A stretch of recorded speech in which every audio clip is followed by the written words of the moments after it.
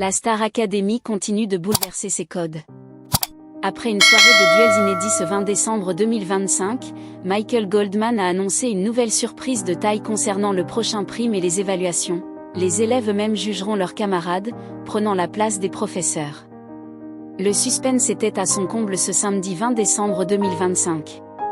À partir de 21h10, TF1 diffusait en léger différé le 10e prime de la saison 13 de la Star Academy.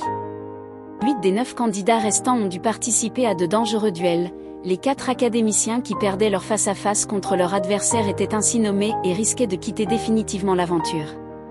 Après de jolies performances, le public a décidé de sauver Bastien, Mélissa, Ambre et Victor, vainqueurs de leur affrontement face à, respectivement, Léa, Sarah, Jeanne et Théopé pour tenter de convaincre les téléspectateurs de leur offrir une semaine supplémentaire au château de Damary-Lélis, Seine-et-Marne. Les 4 élèves se sont affrontés sur un titre de Michel Fugain, « Je n'aurai pas le temps ». À minuit, Nikos Aliagas a finalement annoncé que Jeanne était éliminée au grand désespoir d'Anouk, immunisée ce soir-là.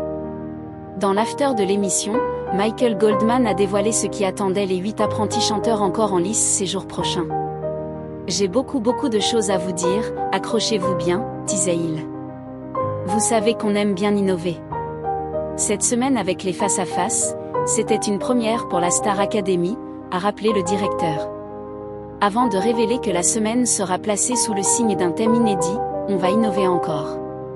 Ce sera une toute première parce que le prime de la semaine prochaine, c'est le prime des évaluations, a-t-il fait savoir.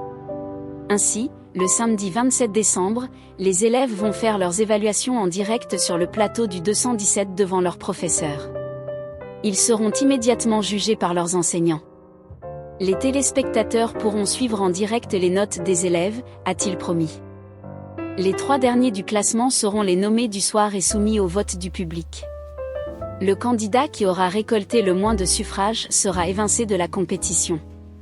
Cependant, il y aura tout de même des évaluations le mardi parce qu'on garde les rendez-vous qu'on aime, a indiqué le fils de Jean-Jacques Goldman.